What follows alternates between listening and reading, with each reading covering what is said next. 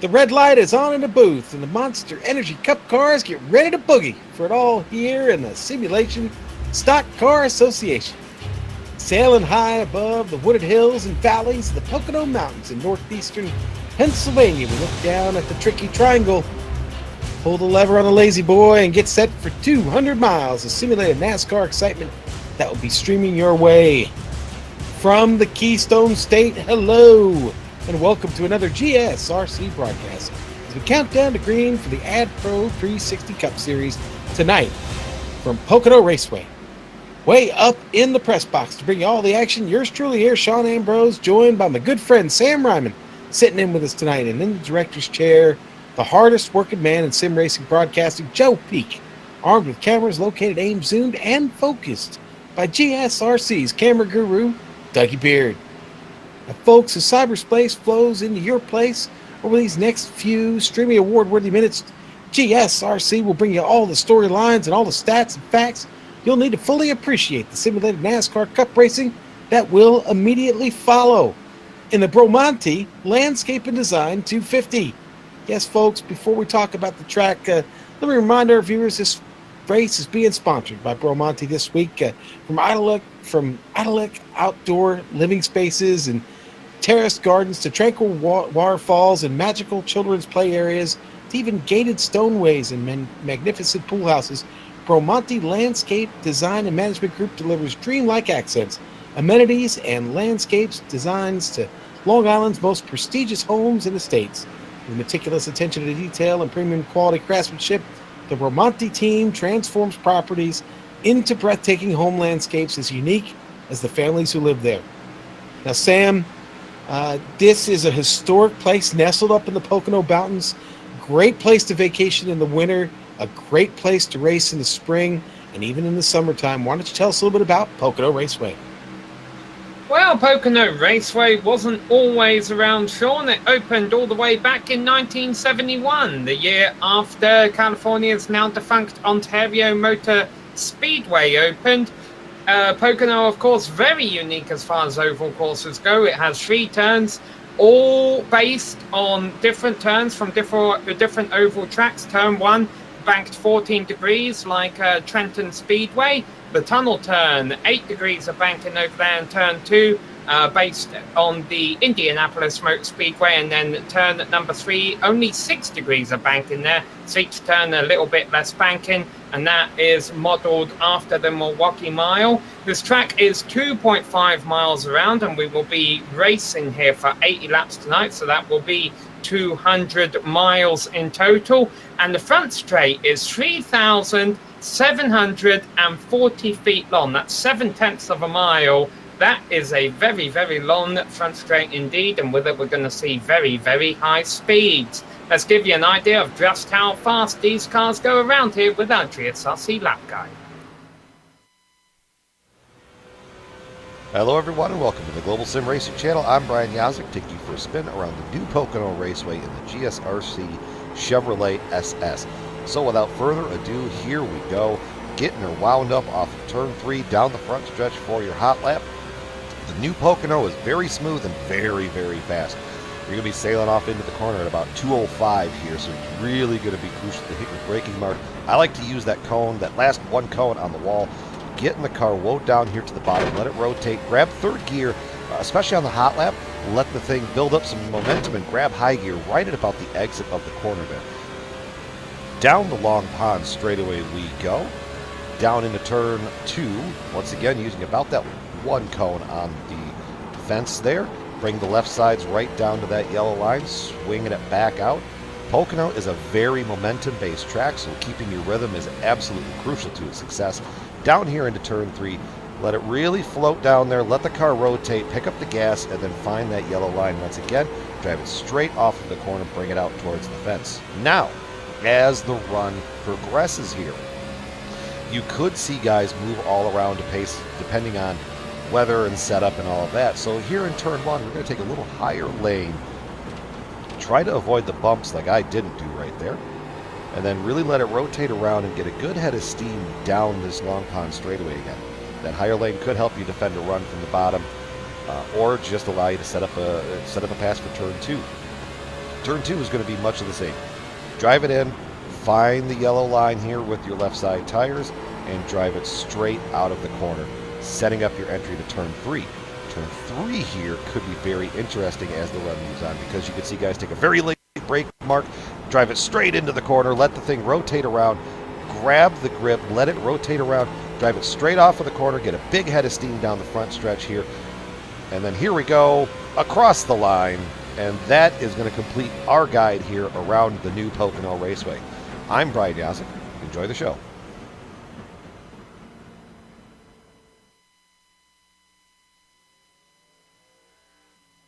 All right, Sam, that was a bad fast lap around Pocono Raceway. You know what? Usually we would take a look at qualifying. You're just getting on the track for qualifying. Why don't we look at the driver standings real quickly here, and then we'll come back and check up on everybody with qualifying as it's just getting underway, and we'll see who wins that Sim Speed Shop Pole Award today. On top of the points right now, look there, we've got Andrew Farnyar's. His dominance early in this season has really, really helped him out, but you know, Jeremy Allen wins that last round, first time out, locks himself into the playoffs, pushes almost everyone down one place, and William Roberts and Jeremy Allen locked into the playoff, even though both are below the cut line. They were the negative 103 and 144. They are still inside the top 30. So safe so far. Andrew Farnyards and David Washington, 1-2 in the regular season points race, of course. Now out of the playoffs, though, Mark Wilsey dropping below the cut line. And now Ellery Queen totally pushed off the cart. I've seen Ellery practicing earlier. Hopefully going to be with us for the race tonight. I do see him registered, so maybe Ellery gets himself back onto the chart by the time we get to next week. Sam, getting started in qualifying here. It's going to be we've got a two-lap qualifying effort here. 10 minutes for the session. The 56 on track right now. Nobody got a lap in yet. Most of these are on their out lap right now. That's Josh Bonwell. Yeah, so each of the drivers has the track to their own right now. So we actually have multiple cars on track. It's Bonwell, our director, currently has pulled up, as you mentioned, in that number 56 in the first of these two qualifying laps. All of these drivers are racing with a customized fixed setup. The one for qualifying is slightly different from the one for the race. There's a bit more grill tape slapped onto the front of it, because who cares if the engine blows up after 2 laps? Let's see, as the initial times come in here, who's on our provisional pole? Ooh, it's Bonwell. We were watching just a moment ago. Yeah, only one that put in the time so far. Looks like he got the jump on everyone else. Now, Sam, we got to talk about strength of field. Almost 3,000 strength of field tonight here for an oval race. Boy, that's a pretty good field. It's going to be a competitive one tonight here at Pocono. Yes, it is. And now we're starting to see the times fall with Andrew Payne, the driver who was fastest in practice. However, that qualifying time of 50.79, that is a full tenth off of what he ran in practice. So we'll have to see if he can pick it up on the second lap, because I have a feeling a 50.7 isn't going to get you on pole. Now, granted, those practice times could have been done with the draft, which does play a big difference around here, given how long these straights are. Right, exactly, Sam. And I think that's where we'll see the big difference here in qualifying right now as we watch Daniel Jackson.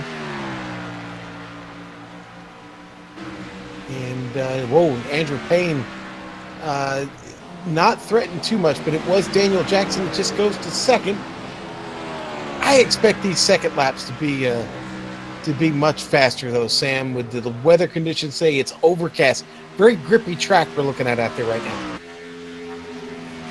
Yeah, let's take a closer look at those weather conditions. Well, some cars are still getting up to speed. As you mentioned, very overcast, just 78 degrees Fahrenheit outside and 83 degrees Fahrenheit built into the track. Obviously, that's going to build as more rubber and the exhaust fumes get laid down, heat up the racetrack as the night goes on. Still looking for a sponsor for Clewell, but first lap effort there finds 5th. Not bad there for Clewell. I expect him to be fast today. Mark's so close to picking up a win here. I can feel it. right now, no one has really been able to get close to Andrew Payne. I wonder how many of our drivers in qualifying, I mean, a 10-minute qualifying session, you really only need about 3 minutes of it to lay down your two times. Yeah. A lot of our top contenders, a lot of our top drivers in practice, Alan Elwood, Jeremy Allen, Kyle Kammer, Gary Sexton, yet to put in the lap time. And so we'll wait and see what they can do when they do get out on track, which I think a lot of them are. They just haven't put a time down yet. Yeah, and I would say so far it looks like I'm wrong. It does look like the first lap in most cases has been the fastest lap for these drivers. So let's see here. Like you said, so many have not even got in their first lap. We are seeing most of those drivers start to make their way to the track now. McFarland getting it around. And he'll get himself into the top 10 there with that qualifying run. And he'll get bumped with Jesse Abram coming across and going to 5th.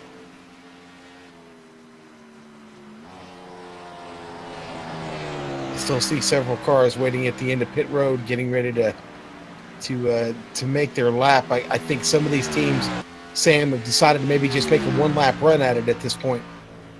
Yeah, and you see at the top of your screen there, you saw just a moment ago, Gary Sexton went purple. The driver of the number 13 set the fastest qualifying time by a few hundredths of a second, bumps Andrew Payne down to P2.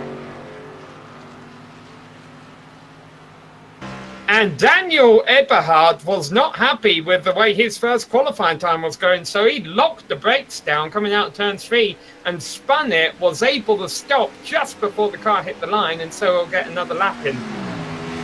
Yep, Sam, but he's going to need this lap to get it started, get that car wound up with only 3 minutes left of qualifying. He will be challenged to get down a really fast lap here.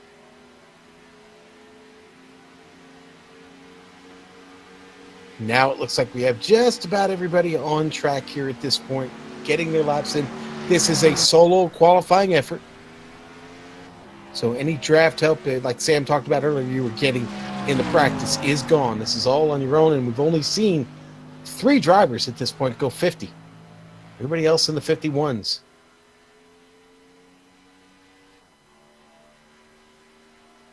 Watching Kyle Kammer come around. He does not have a lap in yet.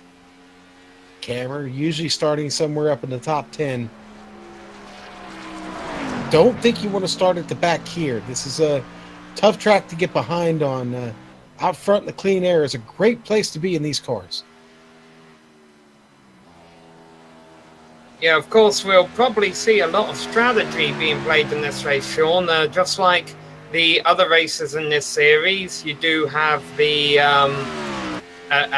hold on, let's see what lap time Kammer runs across the line here. Still yet to turn an official lap. It might have brushed the wall exit in turn 1. But even if you do get a bad qualifying time, and unfortunately for Kammer with the second lap not looking as fast as the first lap for most of these drivers, he may have his work cut out for him. You can play the strategy card here, given the fact that you can pit here and not go a lap down. That's right. Yes, exactly. And boy, this is a monster of a track. Kammer going to be challenged here now to get in a good lap that puts him somewhere near the top 10. It's going to be awful tough.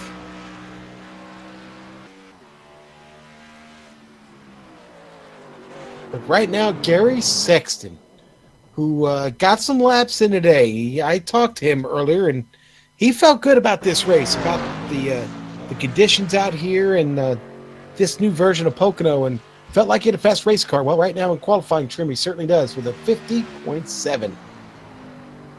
Yeah, Kammer abandoned his lap, and Rob McFarland, the only other driver on track right now, Sean, don't think he's up to full speed, so I think we can go ahead and give the pole to Gary.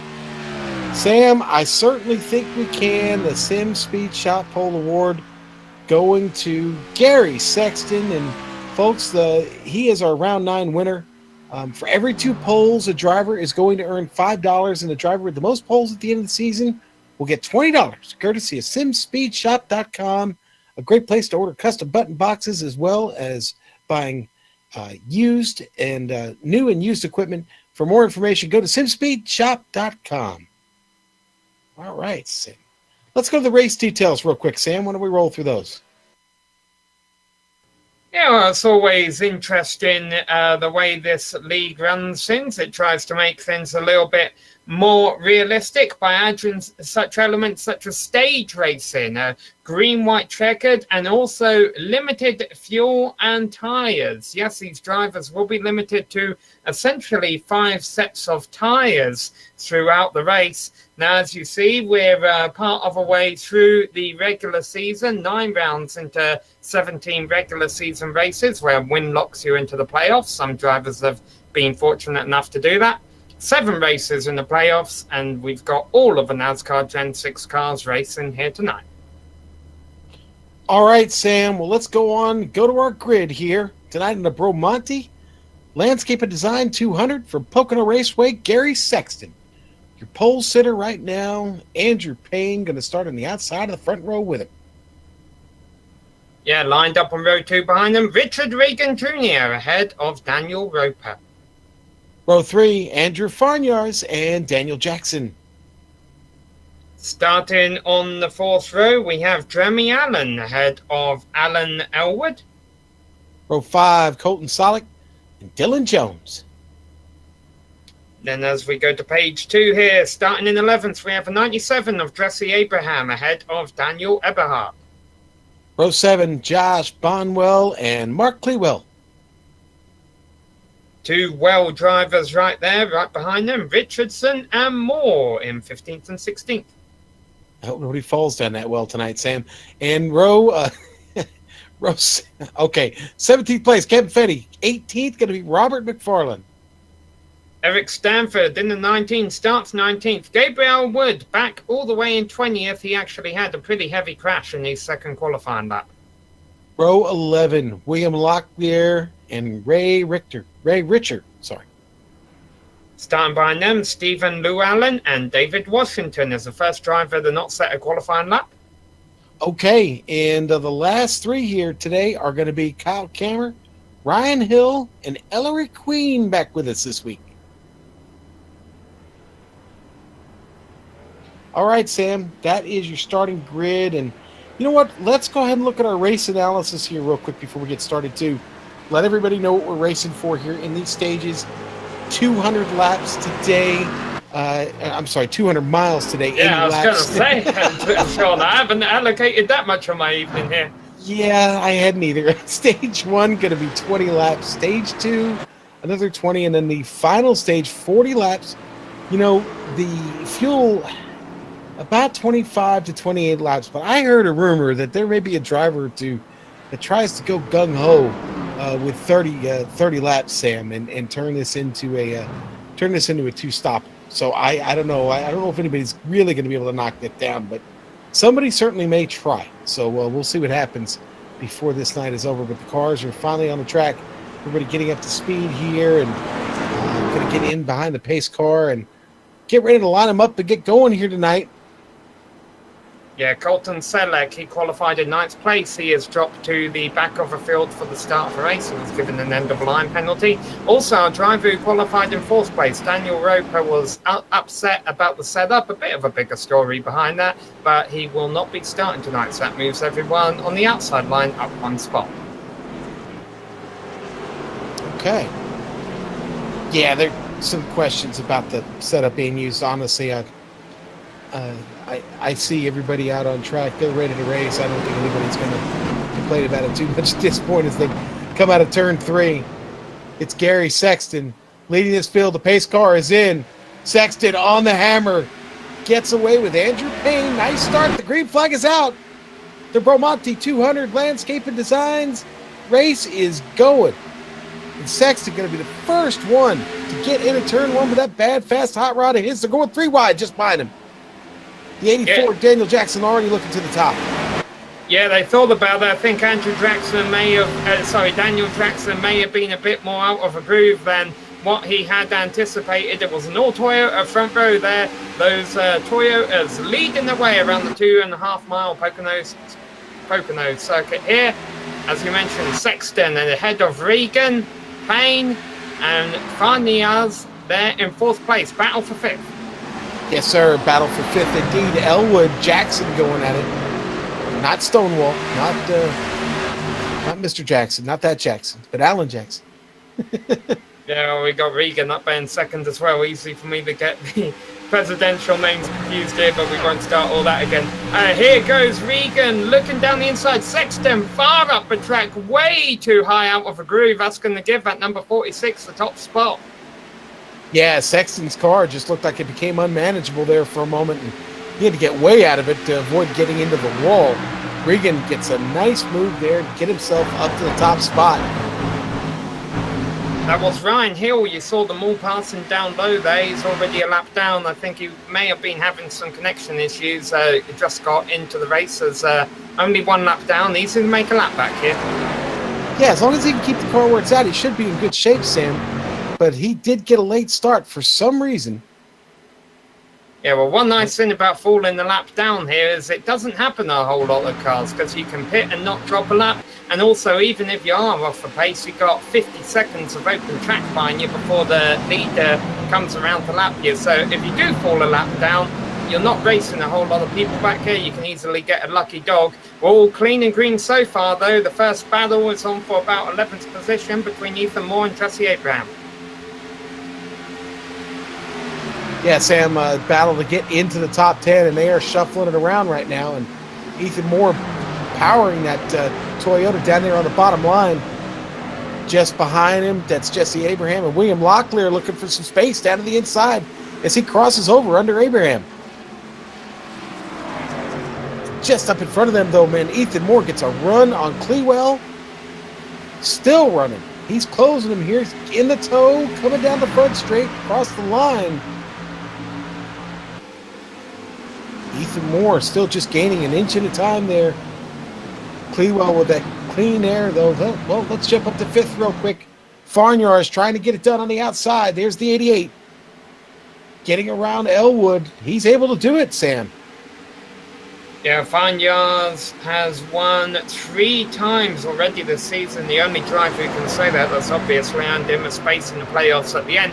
But there's more bonus points on the line for each other win he can get. Right now, running in fourth, definitely thinking about trying to beat those top 3, Regan, Sexton, and Payne in the later stages. Yeah. Elwood brushes the... But Jeremy Allen across the line, he's going to get down to the inside as they head into turn 1.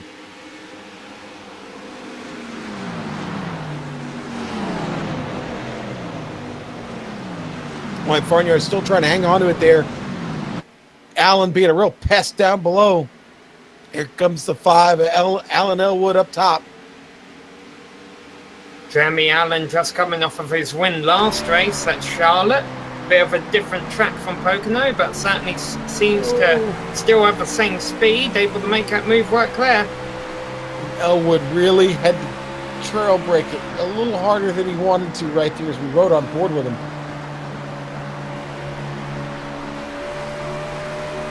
Just keeps getting these major runs at Farnyards, trying not to run him over. Elwood just really doing a good job of car control there. Got to be careful, though, because Daniel Jackson's getting himself into the picture here, and it won't be long before Daniel Jackson's going to be looking for some of that real estate. And, you know, Elwood's going to make a move here. Let's see if he can get in front of him. That might serve him better than following Farnyards here at this point. Unless Elwood is one of those guys trying to save a little bit of fuel, Sam. It's a possibility, but they have enough fuel to get to the end of the first stage. But still, there's always always a strategy games that can be played.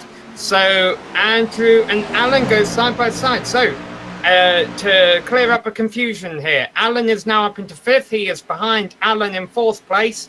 Back to 6th goes Andrew, ahead of Daniel, and Daniel running in 7th and 8th. We also have an Andrew up in 3rd. Can you imagine if Soup was here right about now? He'd be going crazy. It's a lot of Daniels, lots of Allens. Great battling still here, though, on screen. Is Alan Elwood. He's very much a part of this picture, chasing down Jeremy Allen. who has gotten off to a great start. Both of them have picked up 3 spots here in the top 10. Richard Regan still the leader, though, of this entire group, Sam. Yeah, we've had a couple big movers here in the opening stages, Sean. A little further back, Ethan Moore, he started 16th, has worked his way up to 6th. And also William Lockley qualified 21st. So it's not that he elected to start at the back. He just started there, and he has already moved up to 11th. And how about Kyle Kammer? He was one driver you expected to qualify well, Sean. But he didn't end up turning in a lap in qualifying. He started 25th. He's up to 12th, already past half a field. Yeah, he could not get that qualifying time in, which was a bit of a surprise. But, well, he's showing his speed now. Obviously, it just took a little bit for him to get hooked up. And 13 spots, that's nothing to snub your nose at. Farnyar's here. Getting, looks like he's getting reeled in. Maybe the move coming here. Daniel Jackson hunting him down. Talk about hunting down. We could have a battle for the lead brewing in the not too distant future. Sexton kind of gave it up to Regan in the early stages, but now he's running them back down. Worth noting, even though we're only 9 laps through this race, we're already about halfway through this opening stage. Yeah, Sam, and we got off to a great start, and it has continued. And Sexton seems to be back in his comfort zone here because he's really tracking Regan now. Looks to try and set him up here as they head down to 2. Battle for third happening right behind him, though. It's going to be Jeremy Allen sneaking one down on the inside of Andrew Payne. And Allen going to come off the turn strong. That was a power move. Back to the lead. Regan still holding on to it, but Gary Sexton not going away. Looking strong out of turn 3. Sexton's going to have the whole front stretch get sorted out. Regan's going to go defensive, try and break up the draft. Sexton going to the top. It's getting very tight up there. Regan's making it as tight as possible. He pitches him coming through the turn. Sexton trying to hang on to the rear end of the car, keep it out of the wall. He's got to get out of it. Regan's going to power on through and can hold on to the lead right now. Sexton's going to have to get back to work here and go hunt him down again.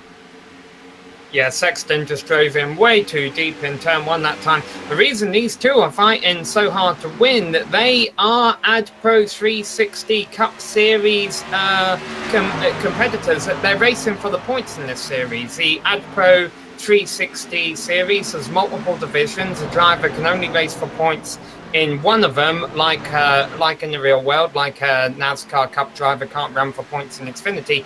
Regan and Sexton are both racing for points in the Cup, but they sit in 9th and 11th place in the points right now, so they could be in danger of being knocked out of playoff contention. What could lock them into the playoffs? A win. Neither of them has one yet. They're both trying to get it. Yeah, and boy, Sexton still seems to be struggling, Sam, from that attempt he made of getting Richard Regan. Had to back out of it just a little bit. That has brought Jeremy Allen to the battle, who seems to be in the tow now of Sexton. So a 3-car battle at the front. Sexton now starting to close that gap. Just now gets that run at him. And boy, now here he comes. Sexton seems to be back on the attack. He's going to look to the inside, try and cut the corner off a bit. Gabe Wood, an early retirement. He pulled into the pits, no crash, just retiring from the race. But up front, meanwhile, as we enter the second half of the opening stage, it is Regan, Sexton, and as you mentioned, Jeremy Allen closing in for second. Battle for fourth behind as well. Alan Elwood just got that position, and Jeremy Allen might take second away, but Sexton's going to power off turn 1. Boy, and Sexton doing everything he can to keep it off that car, off the wall. His hands are busy there in the cockpit. Allen's still going to have to settle for third, but great battle behind him was that 4th place battle. Elwood taking it away from Payne. And here comes Jeremy Allen again to the inside. Woo! He shoots it. Yeah, Sexton backed off early there. I'm wondering if, well, either two things. He either gave a position up or he was going to try and attempt a crossover. I think he may have been thinking of a crossover, but got back on the gas, I think, a little bit too early in turn 3. Was kind of pushing in the centre of the turn, had to lift a little bit on the back straight, and has nothing for Jeremy Allen down down the front straight, rather. Gary in a bad position right now. Finds himself backing up through the field, not moving forward, because here now comes Alan Elwood. Elwood's starting to make major gains on Sexton. Now, you know what? Sexton been pushing the car pretty hard. This could be just all planned by design right now to lay back a little bit here. He still has seven laps to go here to the and we got a yellow flag. Somebody's gone around. Yeah, Josh Cromwell had a single car incident. We'll get a replay. He just pushed out of turn one, got in the wall, and as a result, smashed pretty hard into the inside wall. We'll get the replay of that here. Yeah, Sam, not any fun. He just clatters that safer barrier up there, and then getting it down off the wall was just, boy, that wasn't any fun. Car comes right down and hits the end of that barrier. You're going to see her on the left, and does heavy damage to the car. The type of damage that he may not be able to recover from. Yeah, well, this is going to be interesting, Sean, because this caution will not end the stage. What do you do? Strategy being played already, and it's only lap 14.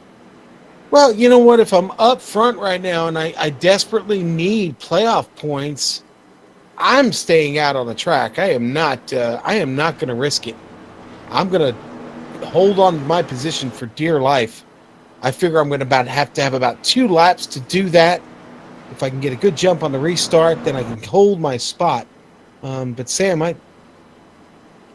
unless all the leaders come down, I just don't see anyone from the top 10 risking their spot right now.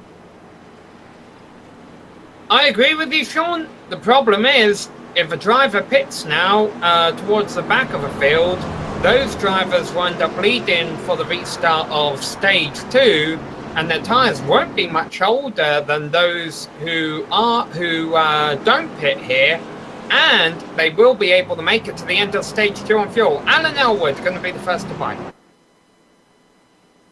Yes, he does, and I'm not shocked. I'm not shocked at all, because, like you just mentioned, Sam, that may be the good strategy to set yourself up for the next stage. I want the points in this stage. If I've worked hard to get to the front, especially someone like Jeremy Allen's picked up as many spots as he has to get himself up to second now, I would try and hold on to that spot for dear life. He's been awful fast here. I'm not going to give that up. Sexton's been battling hard. I think Sexton's main problem towards the end of that run, Sam, was he just started to use the car up. All that fighting he was doing trying to catch Richard Regan. Yeah, but if you're going to push your car to its limit and a bit beyond, now's a good time to do it. You know, even if you do hurt your tyres in the short run, it's only a 20-lap stage anyway. This looks like a really long stop for Alan Elwood. He lost a lot of positions in the pit set. Boy, he certainly did. That was a 37.5-second stop. I'm wondering if there was a little repair involved there for Elwood. He might have gotten a piece of the wall that we hadn't seen. Now, Sam, a little bit later this evening, you're going to be running the Lotus 79, the classic Indy car here at Pocono with the Lionheart IndyCar series or the Retro series. Any thoughts on the vast differences between those two machines? Well, I don't only think it's the machines, Sean. I think also you're looking at the track as well tonight here in the AdPro 360 series. They're running the new configuration of Pocono, a lot smoother. I think that creates a bit more, a bit maybe more side-by-side racing because the drivers have more grip. That being said, there could be more slipping and sliding in the Lotus 79 race that you'll see coming up late here on the Global Sim Racing channel because of the bumpy surface. And the lights are still on the pace cars that go across the start-finish line this time by. That, of course, is because we have lap-down cars. And I think Ryan Hill should get the lucky dog. Well, you are right, Sam. A bit of a double-header tonight. We've billed it as Double Thunder at Pocono, and the overcast skies, I think, fit the bill for us. But one thing I noticed in practice that was really kind of alarming is how close the times and the Lotus 79 and the Cup car actually are. And maybe we start to think if that might be a good combo race here at Pocono. Yeah, sometimes I pull up alongside a semi on my motorcycle, and I think to myself, I really, I'm kind of angry with the way this driver is driving, but I'm really not in a position to wage a war with him. I think he has a slight weight advantage. Yeah, maybe just a bit. And also, he doesn't fall on the ground if we make contact. All right, Sam. So listen, when we get restarted, as long as the lights go out on the pace car, which I'm pretty sure they will here when we come around, looks like we're going to restart with 2 laps to go in the stage. There'll be a lot of jockeying for position. Several drivers find themselves in the top 10 that have come a long way to get there. Ellery Queen, another one of the big movers, who now sits in 10th, up 17 spots. Wonder how many of these guys can hang on to it. Daniel Eberhardt, just outside the top 10, was him and David Washington both coming in for their stops. Those two will battle to get themselves in the top 10 over Stephen Llewellyn and Ellery Queen when we get restarted. And as I suspect that the lights are out on the pace car. So here we go. It's going to be Richard Regan, Jeremy Allen on your front row, Gary Sexton, Andrew Payne on the second row, Andrew Farnyars and Daniel Jackson still on row 3, right where they started. Ethan Moore, William Locklear on row 4, and Ken Richardson and Ellery Queen will start 9th and 10th. Yeah, and of course, GSRC stands for Good Samuel Ryman Calculations, and that's because I'm better than Sean at math. We will, of course, have a 3-lap shootout here, not a 2-lap shootout. Wait, what did you say, Sean? 3-lap? I said when we got started, we'd have 2 laps left. Yeah, there's 3 laps. Okay. Yeah. It will be the end of the lap 20, so I stand corrected. And, well, it is in the GSRC handbook, and I dissipate once again, and I paid for trying to do math. So thank you, Sam, for having my back, buddy. All right. Richard Regan. Yes. Yeah, worth noting also here, Sean, I believe the top 11 cars have not pit. So Dylan Jones, Daniel Eberhardt on back. Those are the drivers going to be on the move with those newer tyres here. Remember at Pocono, as soon as the pace car pulls in, the green flag pretty much comes out immediately here at Pocono on iRacing. So expect everyone behind Regan to get a pretty decent restart. Yeah, Sexton held him up a little bit last on the start of the race. And we'll be interested to see here what Regan does, but that pace car going to pull off quick. It's setting up now. We're getting out of turn 3. The pull-off will be right here. As soon as it goes in, Richard Regan, he holds him up just a little bit. The green flag is out, and now we're underway. Sexton right up under the bumper. Got him going in, turn around, into the wall. The yellow flag's going to come back out. Everybody stacking up behind. Trouble on the restart, Sam. They're still spinning. Stephen Llewellyn, I think, just got a piece of the inside wall all the way down at the pit. Now, this caution will end the stage. Oh, boy. I think we're going to have unhappy drivers after that one, Sam. Ouch. Yeah, I'm curious to see how they end up awarding stage points here. I guess it will be after the incident occurred. I'd go on board with Ethan Moore if we can. The number 23. Yeah, we'll watch this replay here real quick, but Sexton was just all under Regan's bumper. I don't want to call him out here. I'm not laying blame, but Regan just did not get going real quick there, and it took just a little bit of contact, and that spins him around and just goes nuts. But we can catch a ride on with Ethan Moore. Here we go. Moore is going to get through this somehow. Does he pick up any damage? Right there, and he's, boy, just narrowly escapes. Farnyars, of course, manages to get through that at all as well. I don't think he picked up any damage either. Jeremy Allen did, and he picked up quite a bit of damage. Let's look from Daniel Eberhardt's dashboard here. Yeah, even though Jeremy Allen picks up damage, Sean, he's able to continue and will actually get the points for winning this stage, I believe, ahead of Andrew Fanyas, Ethan Moore, Andrew Payne, Daniel Jackson, William Locklear, Dylan Jones, Daniel Eberhardt, Jesse Abraham, and Alan Elwood. I'll tell you, a lot of pretty significant hits and damage here, Sean, but I don't see anything race-ending. Yeah, it's going to be a handful of these cars that won't be quite as fast as they were when we got started. But, like you said, I didn't see much that was race-ending either.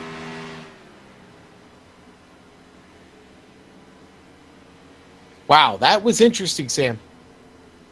Yeah, and that's really going to shake up the order on the restart.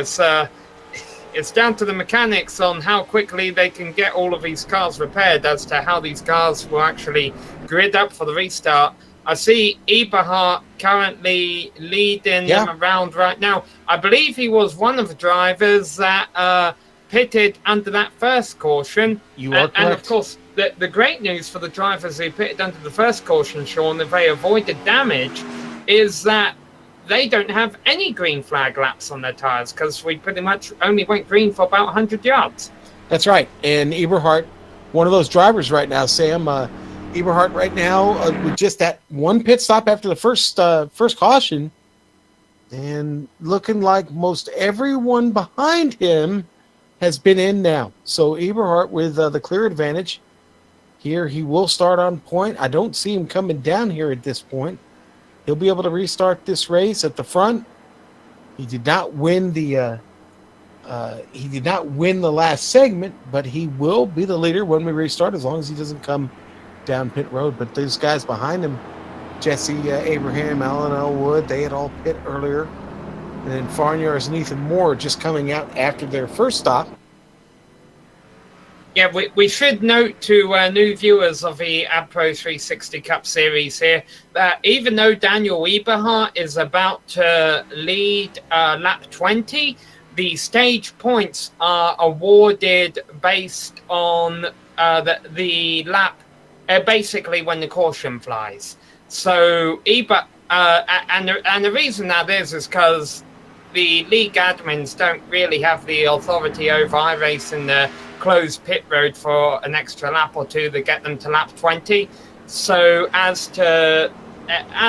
so that the drivers can make their pit stops and not have to worry about stage points during the pit cycle under caution, they just call the end of the stage when the caution is thrown. All right, Sam, we're going to take a quick break here on the Global Sim Racing Channel. We'll be right back for the green flag here in the Bramante 200. Back in a moment.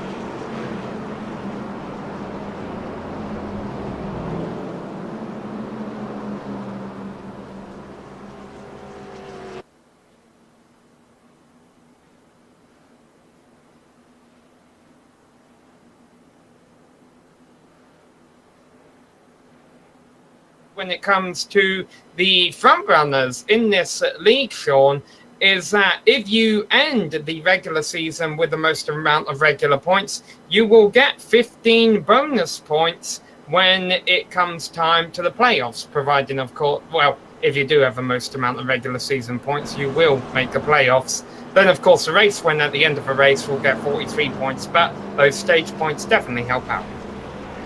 Sam, I'm sorry. I must have hit the mute button at some point on us, and, well, they couldn't hear us. So, sorry, folks. We're back. Sam, I think they saw the graphic, and I want to thank our graphic guru for giving us those fine graphics. And it's a visual thing, folks. It's a visual thing. All right, Sam. So, here we go. And see, the light's still flickering on the pace car. It's been a little bit rough here for a few laps. But, when these kinds of things happen, it tends to thin the herd a little bit. And you start to think maybe a green flag run is going to pop up. We got off to a great start with this race. I think we go just over half of the first. I think we went over half of the first, if I remember correctly, half of the first stage without a caution flag. Yeah, Bahart's just flirting with the front straight wall there, not really sure why he was doing that. I think he's just trying to find ways to keep himself entertained while following the pace car around. You mentioned about trying to get a long green flag run in, Sean. Unfortunately, we're not going to get that in the second stage, because even if we do go green to the end of it, assuming the pace car lights go off at the end of this lap, it's only going to be a 12-lap shootout to the end of the stage. Yeah, you are right about that. So, who's it going to belong to this time? Commendable start there for Eberhardt. First time he'd been up there this race, and really got a good solid start.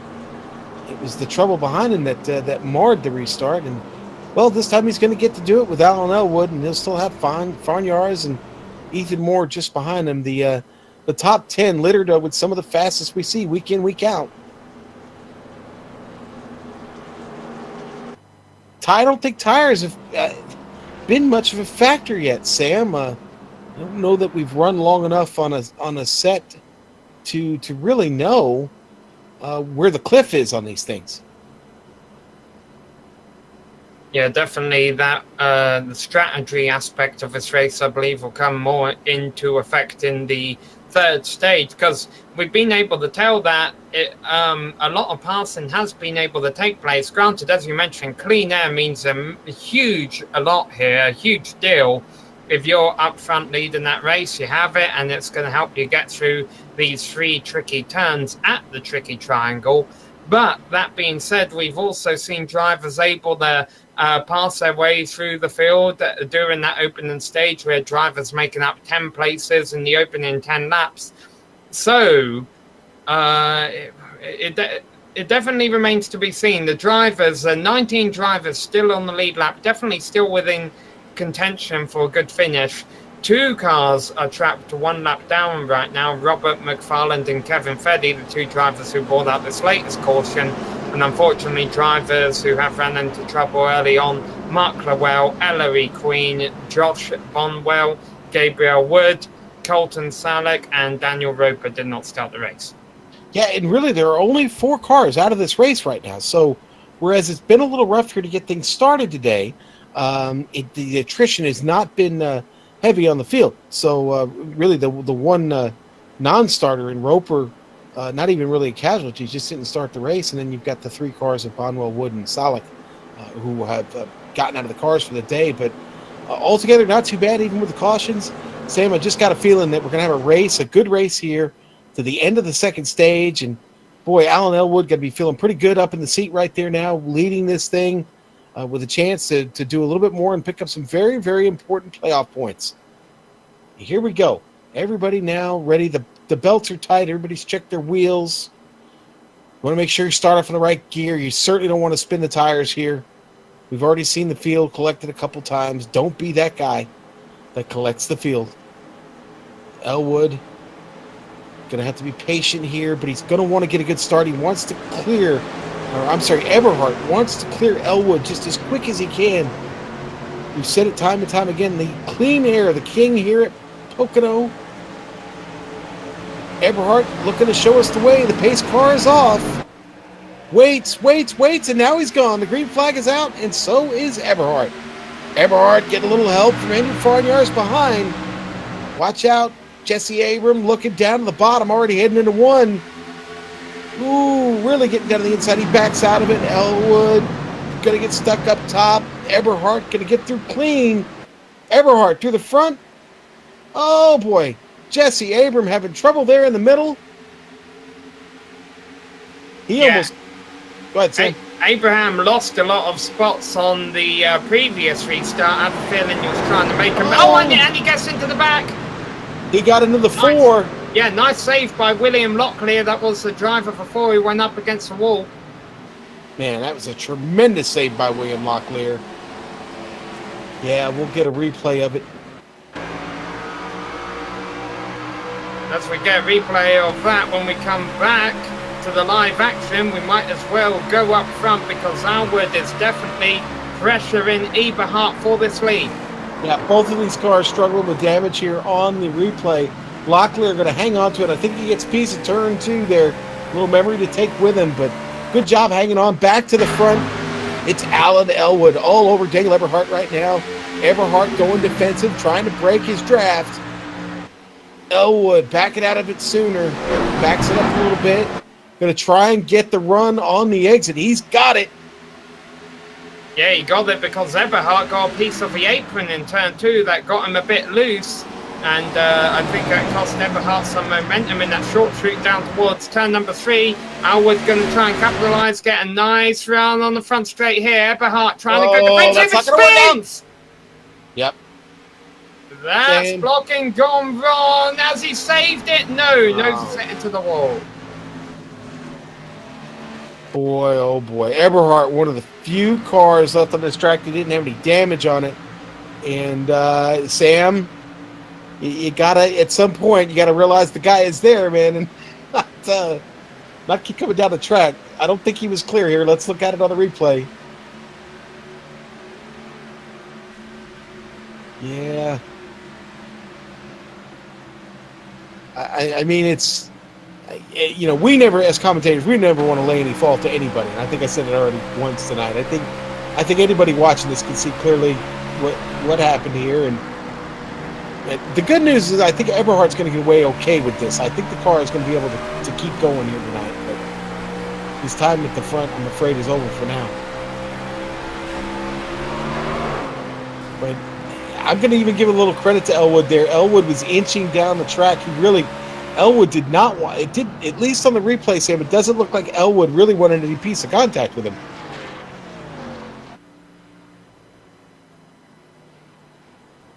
Yeah, no, it's, you know, people always say you don't have to complain about blocking. You can just, you know, hold your line and let the guy spin off of you. And I don't think Elwood was willing to go over anymore. Well, Sam, you know, we find ourselves at kind of in the same spot where we were at the end of the first stage. We've got a caution here. It'll take up a couple laps. We'll come back and, well, we're going to be racing to the end of the stage again with just a few laps left in this race. Or in the stage. Yeah, pit road should be open now. And just like at the end of the first stage, I doubt any of the leaders will come in because they really haven't done a whole lot to abuse their tyres during this stage. Unfortunately, got a bit of yellow fever going on, working our fourth caution of the race. Yeah, a little surprised. I mean, listen, for anyone who's been turning in with us all season, the SSCA has given us some great racing at the Cup level, at the Challenger level. Before this is over this evening, I guarantee you we are going to see a great race. What part of the field it's going to be in, I have no idea. I hope it's at the finish, but they'll get things sorted out here and get to racing pretty soon. Unfortunately, or maybe fortunately for the field, I think the playing ground is going to be a little bit level because it does seem like at this point everybody's struggling with a little bit of damage on their car, something not entirely right with the car. So everybody maybe, like I said, with the same disadvantage, maybe a bit of a level playing field as the pace car continues to lead him around. There you see Robert McFarland, number 41, sitting there on pit lane, the Haas Automation 41. And with that, nobody deciding to come down pit road, Sam. I think we're going to take another quick break here on the Global Sim Racing channel. We'll be back in just a few minutes.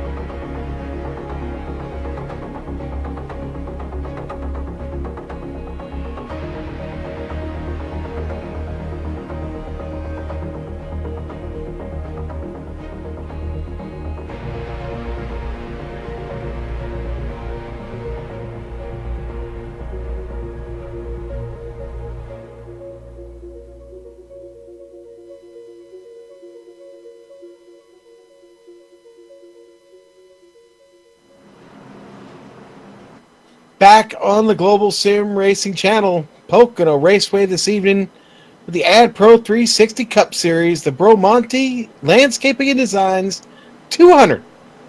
And coming out of the caution now, Alan Elwood will be your leader as we get restarted. Daniel Eberhardt has taken it to the trailer for the evening and will not be back, unfortunately. Eberhardt led some good laps up front there, and then unfortunately, it got the best of him here just a moment ago and brought out our caution.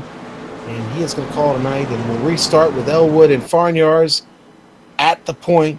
Should be a great restart. Ethan Moore, Andrew Payne right behind him. Jeremy Allen, Kyle Kammer. Yes, that Kyle Kammer.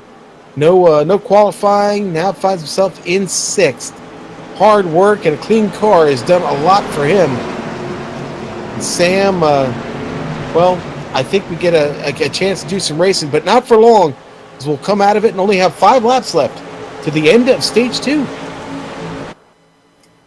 And Elwood, one of the drivers, looking good in the points, but trying to lock his way into the playoffs. Will he lead at the halfway point? He's doing a good job at leading here off of a restart. Nice jump over Farnyards, who had some damage on the front end of that number 88 machine. Ethan Moore, after starting 16th, making his first appearance up third. There's up front in third. They're side by side for the lead, though. Boy, already coming through is Jeremy Allen there in 4th, trying to find a line right now. Ethan Moore right in front of him. But Alan Elwood going to be your leader at a great start. Yeah, look at that 12 get all the way down on the bottom. He was on the apron. Jeremy Allen driving it hard. Here comes Andrew Payne on the top side.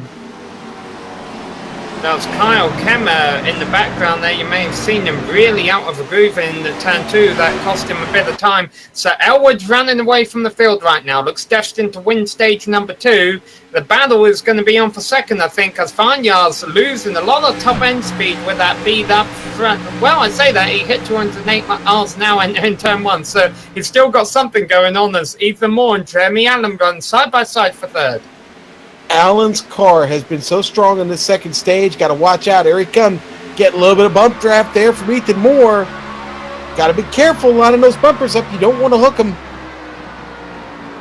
On board with Payne right now. Taking a look at this battle in front of him.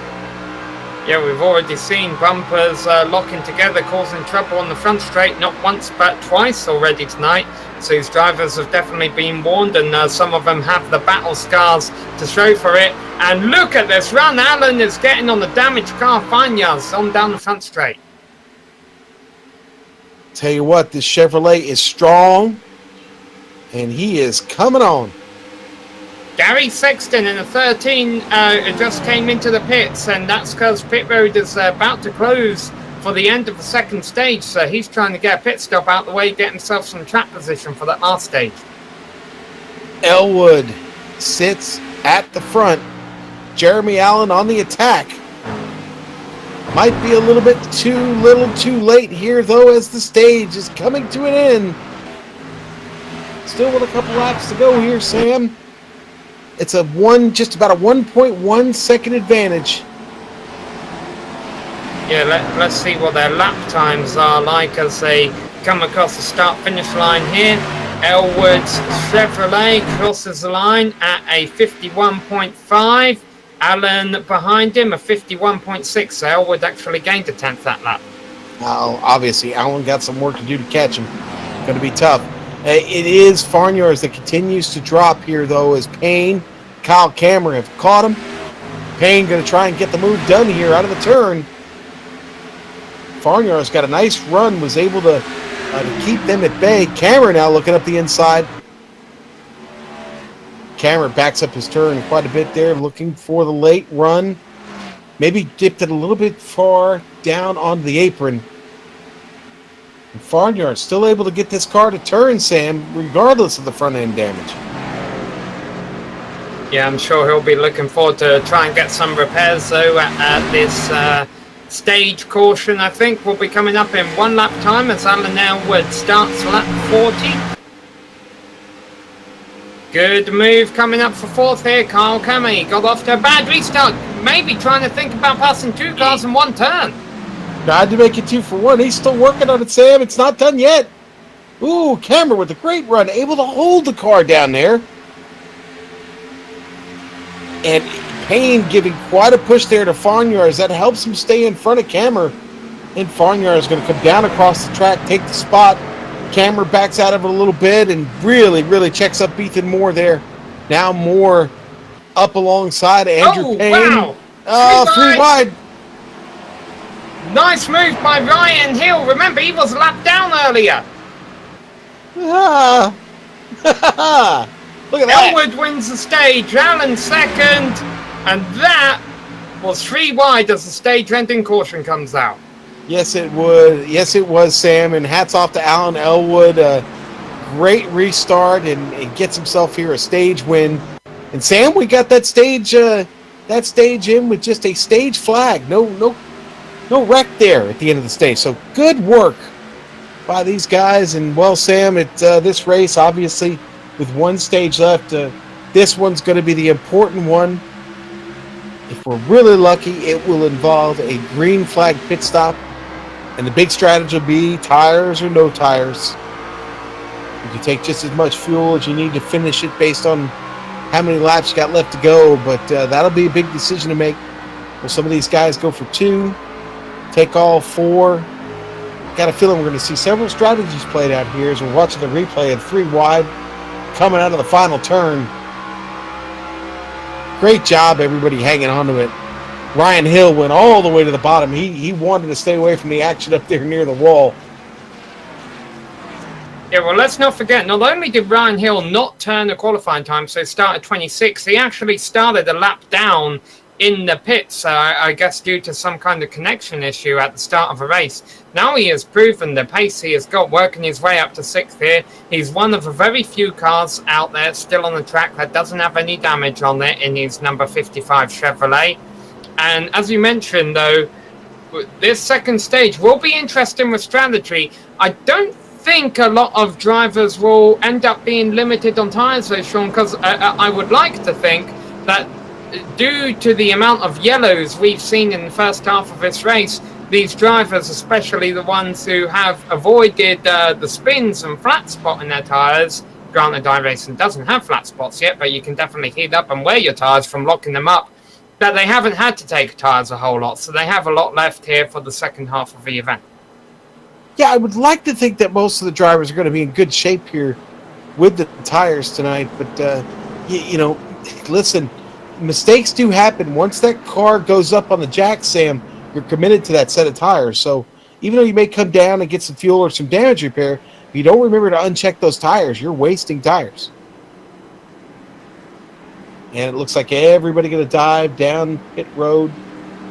Do the cars a lap down. They're going to come around. But it's going to be a race into the box and a race out. See who gets out of here first.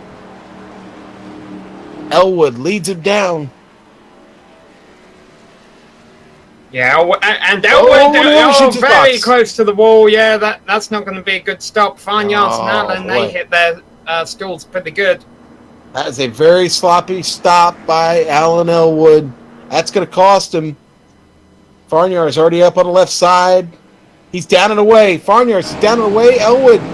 Oh, boy, and Elwood runs the risk of, where's that, the 12. Jeremy Allen. Sam, I don't know if you saw what I did, but he ran through several boxes there, and I don't remember what the limit is here in the rules. To be honest, I can't remember if it's 3 or 4 stops, but in his effort to try and get out there, that looked a little risky. Farnyards comes out first. But he's not first. Gary Sexton, who pitted at the completion of lap 37 under green flag. He's got pretty much just as fresh tyres as the rest of these guys, and track position. And sure enough, Sean, confirmation, Jeremy Allen will have to restart from the tail end of the field.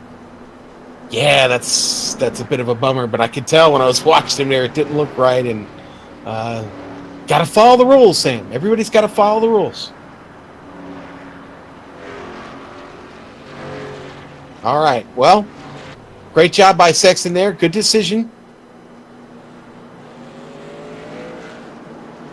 Farnyard's going to hang on in the front here. A couple cars mixed in there. You've got Kevin Fetty and Robert McFarlane, Ellery Queen, Mark Clewell. They'll all get waved around here in just a little bit. Still have the lights on the pace car. In fact, he may get waved around right now, Sam. Yeah, this is always a nice track to take a wave around, because even if you are on the verge of running out of fuel, you can pit under the green once you've got your lap back, and you'll still come out without losing a lap.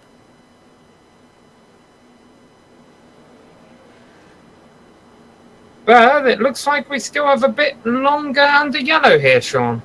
Yeah, it does, doesn't it? It looks like we might have gotten, maybe with some of those penalties being issued, it somehow got the pace stops off, because I'm not seeing anybody cycle around here to get out of the way yet. So I guess that means we'll have one more lap and then another lap after that. Hopefully the lights will come off here on the pace car the next time around.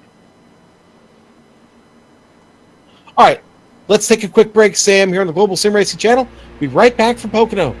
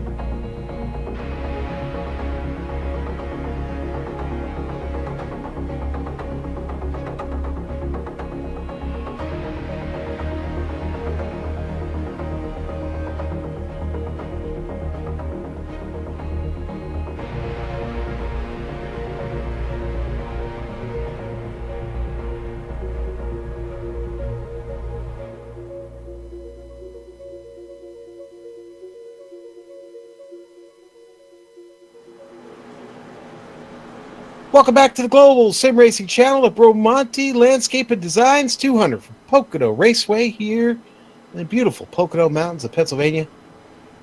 Gary Sexton going to restart from the point, folks. Andrew Farnyard is going to be right on the outside. The lights are out on the pace car. We are ready to go racing. Stage 1, Stage 2, both complete now, and on to Stage 3.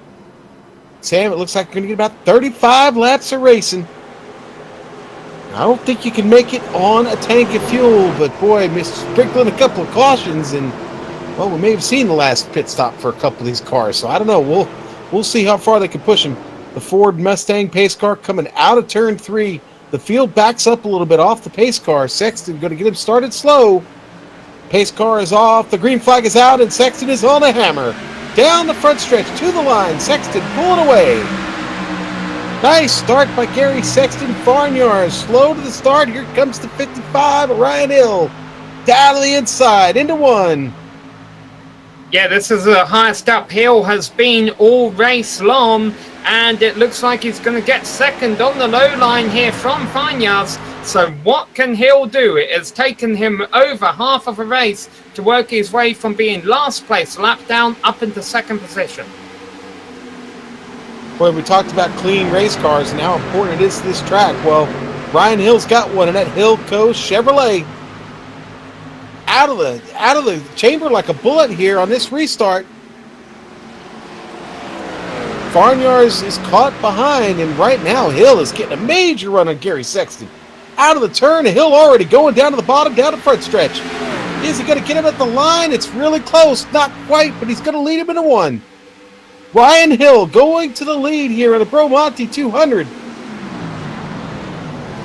Yeah, wow. Hill used a way too much track there, I think, on the front straight. I think he might have been able to beat Sexton to the line if he kept it a little bit straighter. But nevertheless, he has that lead now and definitely has a faster machine there. Slightly newer tyres, of course, than Sexton. Sexton pitting on lap number 37. So that could be making a difference. And right now, the battle for third and fourth aren't going anywhere because they're battling side by side. Kyle Kammer has been lingering in the top 5 all race long. He's now up to third. You said it, Sam. Lingering indeed. Now he's got it. Now he's got that third spot. He finally gets around Farnyards. And, boy, just behind Farnyards, we've got another battle. It's Payne and Elwood. And it looks like for now, Payne's going to hold on to that. Elwood stuck down to the bottom, but no, Elwood gets a run on the bottom of the track right down there on the yellow line. He's going to make it stick. Elwood going to hang on to 5th spot. Kammer trying to take another one away. He's going to get on to Sexton. Going to get to the inside as they head down into turn 2. Yeah, Sexton having a really strong performance tonight. I'm just not quite sure he has the car to win this race, but we've seen so much chaos here during this event. Who knows who could win it? Farnyard's going the wrong way as Elwood moves up to 4th after his slow stop. Yeah, Farnyard's really, really struggling with the front end damage on that car, Sam. They're able to eat him up in the air, and boy, he just continues to lose one spot at a time. But boy, how about Kyle Kammer running up through this field? Brian Hill in the lead of this race. Both of these guys starting at the back of the pack today seem to have command of the race, both on the same strategy. Boy, back around Ethan Moore, things really, really getting stacked up, Sam. Yeah, see, they're 3 wide here. That's not going to work in turn 2, the tunnel turn. Andrew Payne might have to yield that position to Ethan Moore. Jeremy Allen kind of just holding out in 8th place. Remember, Allen was a front runner until he ran through too many pit stalls, like in pit road last time by. Boy, and Alan Elwood and Gary Sexton continue their battle up there, and it was Elwood that just slides up into the podium spot, but behind them, Sam, it's still a Hornet's Nest. Ethan Moore, Andrew Payne, Jeremy Allen. Nobody knows who's going to get that spot. Yeah, that's 6th that they're battling for. And a bit loose on the apron there was Ethan Moore. Andrew Payne using all the racetrack, and they are all running down Andrew Farnyards, who, as we mentioned, his car looks a bit like a beat-up tractor that's been sitting in the farmyard. Man, they better get busy quick, because Ryan Hill is starting to run away. Kammer's almost as fast. He's not that far off. He's not getting any pressure from Elwood yet. It's Elwood really having to look over his shoulder right now at Sexton and whether or not he's got any progress. But Sexton seems to have leveled off just a little bit here, Sam. And before long, he's going to have that battle right behind him, that Hornet's Nest that we were just covering. And here's the other thing to throw into all this, Sean. Now that we've been going green for a little while, in the next couple of laps, the pit window is going to open where the cars can pit and make it to the end on fuel. Boy, and who's willing to take that gamble? With as many cautions as we've had, you might want to sit for a while. Chance you'll get a caution soon, but field really starting to spread out now around the track. And as I talked about Kammer, who picked up as much as he did, Elwood seems to have found some pace again here, Sam. And it's Elwood who is starting to outrun Kyle Kammer in front of him, starting to close the gap here, only about 0.3 of a second. And it just amuses me, the emphasis you were putting on qualifying earlier, Sean. Look where our top 2 drivers started. Yeah, it doesn't get much further back than that in a 27-car field. Yeah, Ryan Hill started 26th, well, essentially started a lap down in 27th. Kyle Kammer started 25th. But our pole sitter, Gary Sexton, running in 4th. Yeah, Gary's already been put back to the back of the field once. So, but now, I'll tell you what, Gary in trouble, though. Here comes Andrew Payne. Payne's got a fender on him. And he's got him. That's it. Payne, Gary lets him go on by. Gary going to cross him back over, try and get back into the draft here. He's got to watch out because here comes Jeremy Allen. Allen's been awful chippy today. Got to be careful. Tell you, one driver we haven't really mentioned at all today is running in ninth place right now, starting 10th. That's the number 16 car of Dylan Jones. He has quite a bit of damage to his machine, yet he's still running around in the top 10. And that's where we expect to see Dylan Jones. Week after week, he's in the top 10, usually a little bit further up into the fight. But who knows? Maybe he's got a little something left here for the end. Car doesn't look too bad right now. Most of his damage on that right front.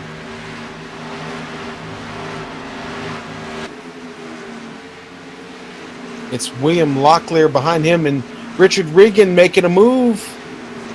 This is on the 10. Ken Richardson. Regan's car actually pretty beat up on the front. He's able to get it turned real nicely there and able to pull off that move on Ken Richardson. Regan, of course, started all the way up in third tonight, trying to pick up a lot of ground here. Yeah, Regan has been given a couple of end-of-line penalties while trying to get those repairs fixed down the pits. I think he's been driving through pit stalls to try and save time. So he's going to hope that his lap chart by the end of the race, Sean, looks like a massive curve. He started up towards the front, went to the back in the middle of the race, slowly working his way back towards the front, though. Well, Sam, we just got into the window, buddy. And I'd say if you want to bring your car for a pit stop, you can do it now and finish this thing safely with the fuel you've got in the car. Are you ready to give up position? And you're going to hold, we talked about this earlier, you're going to hold on to the lap if you come in and pit here because of the length of this track, but do you really want to get out of line now? You just got this stage started. You're just now starting to settle in here. I'm waiting a little bit longer, Sam, but you could take the option to come in now.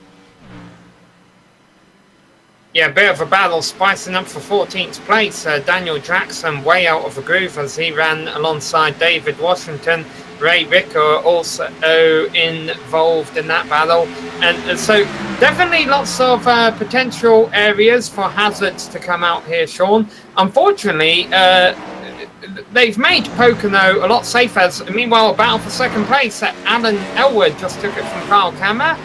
Is he going to be able to close it? No, not quite. Elwood learned on the other side that blocking on the front straight doesn't entirely work out for the drive in front. Yeah, Elwood putting in some work here to get this done on camera. Elwood, boy, really able to put the power down right there on the line. He was stuck to it. This gives him a good run at Ryan Hill. They've got it down to under a second.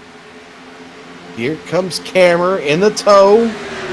Going to come up alongside of Elwood.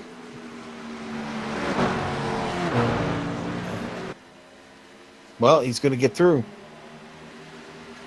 Yeah, I was going to say, Sean, as we do this GSRC double header tonight here at Pocono with the AdPro Cup Series running here now, and at the top of the hour we'll be going green flag in the Lionheart Retro Series at the old Pocono configuration. Even though this newer configuration is much safer, it's got the safer barriers around, there's less grass, which grass normally results in overturned race cars. The walls around the track on the infield are a lot closer, so you don't see as many cars just spin off into the infield and stay down there, but normally when they slide into the infield they bounce back up, and so I think this newer configuration leads to more cautions on iRacing that way. It has turned it into a little bit more of a pinball machine, hasn't it, Sam? With safer barriers up everywhere now, the cars will take that kind of effect and bounce around. And that's why I think these drivers might be considering, if just one of these battles we're seeing on track goes south, a caution will result. And as you mentioned, that would be the ideal opportunity to come down and get those newer tyres. Because sure, you could come in, pit now, get your newer tyres and end up getting a track position when the caution does fly, and I think that's what Washington is about to do. David Washington, our first to bite. But the risk he runs is that if a caution does come out in, say, 10 laps time, granted he'll be restarting from first position, but they'll be on 10 lap older tyres. Yeah. All right, and Regan on the move right now. In ninth. He's up to ninth. Just got by Dylan Jones. Regan, of course, started up towards front of the field when we got started. He's had some bad luck today, but he seems to be recovering here, Sam. We got another take for the pits. Kyle Cameron, yep. Somebody was listening, Sam. Yeah, the bad news for David Washington, he overshot his pit stall, had a very long pit stop, so he will lose a lap. Kyle Kammer, though, was running close enough to the leaders, and Ethan Morin, too, that as long as they hit their pit stalls, okay, they should be able to get out on the lead lap. Yeah, you can ill afford a mistake in the pits. It's, at this level, the competition here in the SSCA, you got to hit those pit stops just right.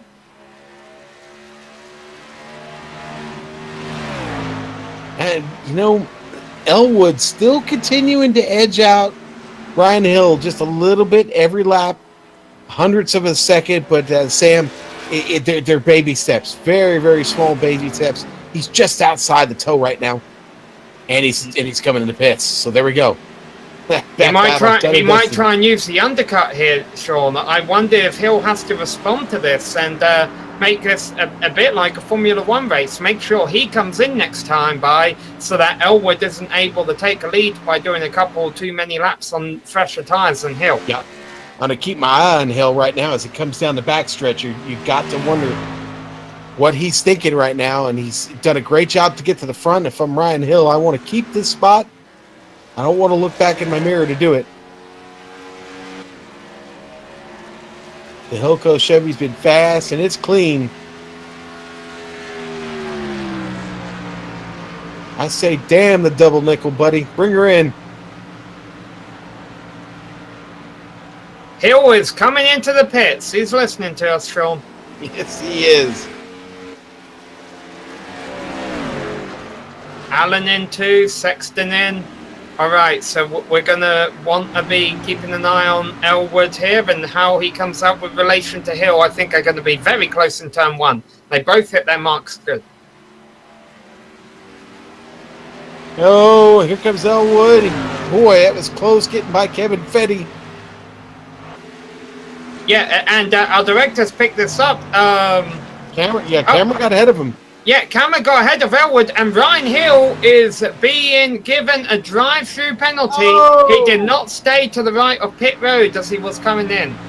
Well, that's the difference between winning and losing out on precious points, Sam. They've waved it. They've waved the black flag off. Okay. Had he already started to come down? I wonder if he appealed the penalty, and the AdPro 360 Cup Series officials are a bit more quicker to respond than NASCAR officials. Well, you know what? It doesn't matter. I mean, Hill and Elwood and Cameron both got around him. Yeah, Hill's got his work cut out for him. He's got a hill to climb here. I feel like I'm working with Joe. Sam, great observation there, though. Hill, who knows why they cleared the flag? We don't know. Maybe there wasn't an infraction there, but everybody in front of them stuck with the proposition of having a pit now. It's going to be up to these three, and Sam, I don't think we're done with seeing a battle here. It still looks like Alan Elwood's got a very, very fast race car. He's closing on Kyle Cameron as we speak. Yeah, but you mentioned they're not the leaders right now. The drivers attempting a different strategy. Andrew Payne leads. Andrew Farnyards in second. Dylan Jones third. William Locklear fourth. Ray Richer fifth. Daniel Jackson sixth. Ken Richardson seventh. And then we get to the drivers who just picked.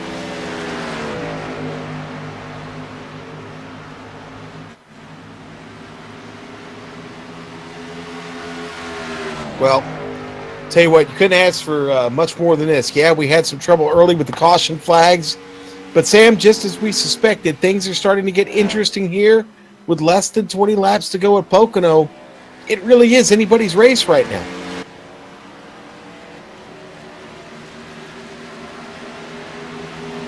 Things looking in the favour of Kammer, Elwood and Hill, though, as far as the cars that have pit. Obviously, the cars who haven't pit are banking on the caution. Ray Richer in the pits.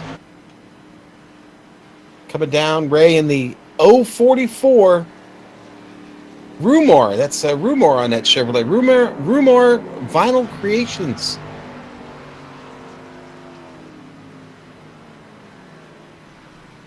Alan Elwood is very close to Kyle Kemmer. This could be for the win of a race with 16 laps left to go, even though it's only for 7th place right now. Actually, 6th place. He got a tremendous run there out of the turn, Sam. Here he comes. Elwood right up to the bumper of Kemmer. Is he going to try and take that spot now? No, he's going to back up the turn. Now comes down, gets that run again. Here he goes. He'll pass him right here like he's standing still. Nice second attack there by Alan Elwood. Kemmer not giving it up here immediately. He's going to continue to dig, plant that car. He's getting a good turn in there. Car's not going to wash up the track here. Good job by Kemmer hanging on to it. But he is going to lose that spot. Yeah, but the driver really loving this is Ryan Hill. As those two battled side by side, he would have been able to gain in some time. And they are blowing by. It's Daniel Jackson trying to make it to the end on fuel, I wonder. And that was... I'm sorry, Sam. Go ahead. I was going to say that was for position, actually. Yeah, so this isn't going to be a race-winning strategy, obviously, because there go the provisional leaders on by. But we could gain him a few positions.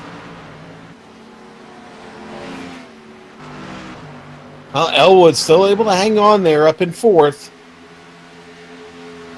Andrew Payne, our race leader, hitting 202 miles an hour in turn 1.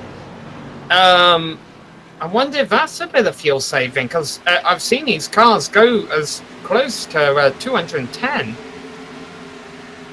Oh, I think right now, I think he is maybe soft-shoeing it just a little bit, Sam. I just don't know if he can save that much fuel. Again, the numbers that I was getting, 30, was unheard of. I don't know. Right. We're riding on board right now here, see if we can get a listen at this. Because, of course, that 10 miles an hour deficit could also be being caused by damage from earlier.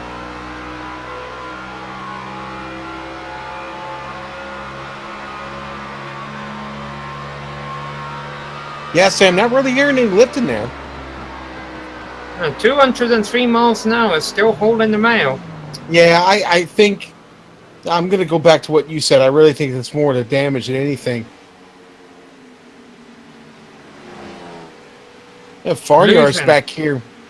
They're losing 2 seconds a lap to Elwood and Kemmer. Go ahead, Sean. I was going to say, Farnyard's had a little trouble getting around Dylan Jones there, actually. And, boy, Dylan was making it really, really close. It seemed like I'm sorry, Eric Stanford is who I was talking about.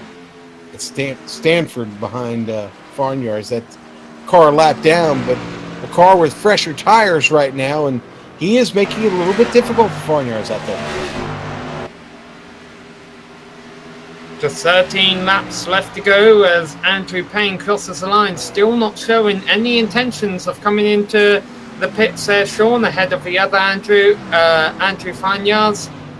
As you mentioned, Dylan Jones back there in 3rd, and then we get to our hard chargers through the field, especially Kyle Kemmer and Ryan Hills in 5th and 6th, starting 20 positions behind those.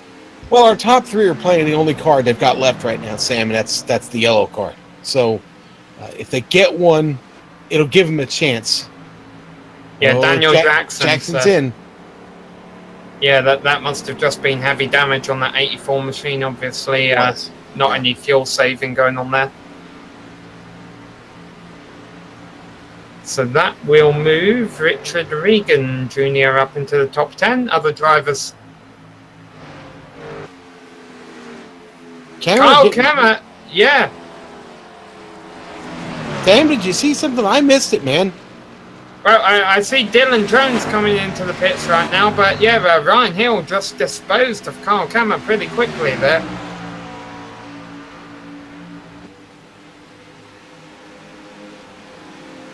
So something obviously off there on Kemmer's machine. I don't know. I'm going back and watching his lap number 68 right now, Sean. I think Hill just took full advantage of the slipstream, full advantage of the draft.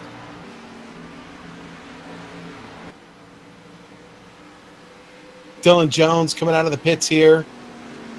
Well, that car has seen better days, but Jones continuing to fight. And in come the Andrews.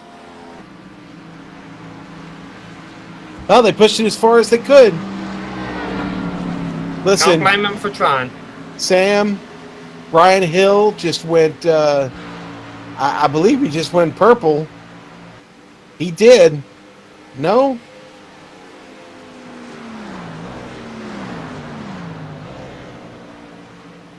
Well, meanwhile, a battle on track between Gary Sexton and Ethan Moore. This is now for 5th place. Man, Ethan Moore been involved in just about every battle this evening. The U.S. Air Force Chevrolet continuing to get it done. I'm sorry, that's Toyota. Ethan Moore's driving? I didn't know they had Toyotas in the Air Force. Anyway, I digress. Oh, and here comes Sexton back on the attack. Sexton was really loose off right there, and then he got it up under him, and he was gone. Nice move by Sexton to get it back from Ethan Moore. Sexton finding himself back in the top 5. And let's remind ourselves that Alan Elwood, who's currently leading this race by about a second, he is racing for points in the Cup Series. He does not have a win yet this season. This would lock him into the playoffs. Yeah, Sam, I think Ryan Hill's going to catch him here, man. Hill is moving, baby. Really is, and he's got him now, 8/10 of a second? Give me about 2/10 of a second. He's going to be right dead in the toe of our leader, Alan Elwood. They'll come across the line with 9 to go. I think that's plenty of time for Elwood to get there, for Hill to get this done. Yeah, and if Hill is able to get it done, Elwood, of course, will be kicking himself for that pit error earlier on during the race. A reminder, normally this is the point during the broadcast, Sean, where we say there are no green-white checkers in iRacing. Ain't the case today. We can have a caution with 3 or 4 laps or even 2 laps left to go. We'll end this race under green. Yes, we will, Sam. At this point, I'll tell you what, the racing's been so good here in this last stage. I don't want to see any flags except ones that look like a checkerboard. So give me the green flag till the end here, and I think we'll have a good one on our hands. I think Ryan Hill is really starting to find the toe. Got it down to 7/10 of a second. That shows you how just really, really good Elwood's been tonight. At only just 1/10 of a second is all Hill has been able to pick up here over this last lap and a half. 8 laps to go. That's enough, though, Sean. We saw just a few moments ago what Hill was able to do when he got a whiff of Cammer's draft. And at this rate, he'll be able to get Elwood in a few laps, and I think he'll be able to slingshot by. The question is, what is Elwood going to be able to do in response? And will we stay green? You know, we've got another battle here towards the back of the field. Right now, it's Dylan Jones, Ken Richardson going at it. This is for 12th. Richardson side by side with Jones. This is a drag race down into 1. Dylan Jones with advantage, but boy, Richard really liking that higher. I'm sorry, Richardson liking that higher line, but he's losing a lot of ground to Jones. In fact, he's opening up for Ray Richard. Richard going to get a move to the inside here down the backstretch.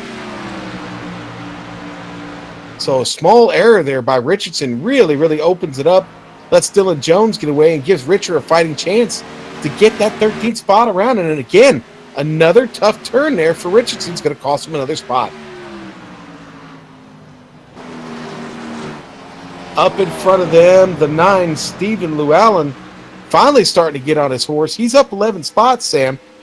Finds himself battling with Dylan Jones. That name keeps popping up. Dylan Jones really, really trying to get into the top 10 here. He's going to have to catch. I think Ken Richardson might have been short of fuel or something there, Sean. He's actually in the pits right now. Dylan Jones, Andrew Payne, and Andrew Farnyards, let's not forget, they were very late pitters. So even though they lost a bit of time over the last 10 or 20 or so laps, they have the fastest cars on the track right now. That's why we're going to see them making a lot of passes in these closing 6 laps. Yeah, and another one that we should probably keep our eyes on, Gary Sexton's still working on trying to catch Jeremy Allen. Both of them on the same strategy right now. Yeah, he's caught them. Can you just do anything with him? Right. Is there enough left in his car to make a move? He's going to leave it up to a good run off of one of these exits here to get it done. Sexton been fast all night, but seems to have struggled at times. He's had to come a long way from lots of trouble tonight, but, top 5's still very possible here, maybe even a little bit more. 5 laps left to go and just 5/10 in it now between our leaders. They keep closing a 10th a lap. I think Elwood may have helped a little bit there from the draft of Jesse Abraham. Now, Abraham, even though he'll stay out of the way of Hill here, this could affect Hill's speed through turns 1 and 2. Sam and Clewell gets out of the way. Clewell almost gets run over by Abraham on the exit. Boy, he sure did. Clewell, in his effort to try and let them pass, almost got himself mixed up there. And that certainly would have been trouble and a caution flag with the entire field behind them. But Ryan Hill's doing it here, Sam. 0.4 of a second, 4 laps to go when they get to the line. Could it be off the last turn? We're going to see another great finish this week, just like you and Soup did last week. Yeah, the AdPro Challenger Series had Gabe Wood and Richard Regan Jr. banning fenders at Charlotte Motor Speedway coming out of last turn, finished 0.05 of a second apart from each other. Unfortunately, Gabe Wood was an early retirement tonight. Richard Regan Jr., though, looking to bring home a top 10. Who is going to bring home the win? If it stays green, we'll find out in less than 5 minutes, because we have just 3.5 laps left to go. Look at Elwood. Elwood is not on the racing line, Sean. He is trying to break that draft. I think it's costing him time, though. Hill was still able to pick up a draft down the straight there. Here we go, Sam. This is going to happen. It's going to be a great race, or it's going to be a tremendous tragedy for both of these drivers. I don't think there'll be any in between tonight. The battle for 4th has gotten hot and heavy as well. Allen and Sexton running side by side, but I think honestly, Sean, with 3 laps left, we should keep our cameras focused on these two. Man, Jeremy Allen just saves it coming out of turn 3, Sam. Wow, what a save. And we've seen great saves here on the Global Sim Racing channel. That was one of the best. He is just totally going to lose this car. It just gets really wicked. Wow, what a save by Jeremy. Watch this, folks. He clipped the curb halfway through the turn, and I think he never really had full control of the car until he corrected that slide. Yeah, he was a passenger there for just a moment. Wow, and he loses all that time to Gary Sexton. That might be the end of that battle. So let's jump back up front. Ryan Hill is still able to hold him right at 4:10.39. Yeah, I think that's the first lap that time around, Sean. I think Hill lost a bit of time. He's in the dirty air now. Yeah, struggling to get the car to turn in. Right here, Hill struggling to get that car to turn in. He's not getting the run that he'd like to see. He'll move it up the track just a little bit, and no, he doesn't get the run. In fact, Elwood pulling away just a little bit here. Down the back stretch, Sam. They're going to come to the line with a lap to go. The white flag will be out. Ryan Hill digging, going down deep to find anything left he has in his car, in his soul. Alan Elwood. Boy, what a run tonight. He's had his own bit of trouble, mucked up a pit stop. Still overcoming it. Here comes Ryan Hill, though, off the turn, finally getting that run he was looking for. They're going to come to the line. The white flag is out. Here comes Ryan Hill down into 1. Digging, not finding that rear bumper quite yet. Then he's going to shoot the gap, and no, it's not there. Gives a tap there to Alan Elwood, and then he goes, a bump and run. Ryan Hill with the bump and run out of the turn. Hill gets away. Alan Elwood loses all that time down the back stretch. Here we go. Ryan Hill, the Hillco Chevy, heading for turn 3. Turn 2, take that back. The tricky triangle tricking me. And Ryan Hill makes his way down the chute to 3. Here comes Alan Elwood charging back, finding the legs in that car. But I'm afraid it's going to be too late. Ryan Hill manages to get through turn 3, holds onto it. The rear end planted on the track. He goes down to the inside. Ryan Hill is going to win the Bromonte 200 here at Pocono Raceway. Alan Elwood survives the bump and run and will finish second. Kyle Cameron, with an amazing run for the back of the field, will finish third on the podium tonight. Sexton manages to get 4th after starting up front tonight. Sexton hangs on for a 4th place finish. Allen finishes 5th. Sam, what a great battle to the finish there between Ryan Hill and Alan Elwood, and we've seen that before in the annals of NASCAR history. A little bit of a bump and run there in the turn. Let's look at it. Yeah, we'll get a replay of it. I'm thinking of when Jeremy Mayfield pulled that off to the Intimidator here at Pocono once. I'll tell you, Alan Elwood, hopefully we'll get to speak to him after the race. Elwood, I'm sure, won't be pleased about that, but Robbins Racing, anything goes on the last lap. He'll pull that off to perfection. Well, Sam, we're going to go to a break. We're going to let you go get in your Lionheart Retro machine, the Lotus 79. Good luck, my friend, here at Pocono this evening, and we thank you for being on with us this evening, man. Yeah, GSRC doubleheader. If you love tonight's racing at Pocono, there's more of it coming right up here. We'll watch the end of this broadcast, and then also we have the Lionheart Retro Series, IndyCar Series, about to go for another 100 laps of racing here at Pocono in the Lotus 79, coming up in just a few moments.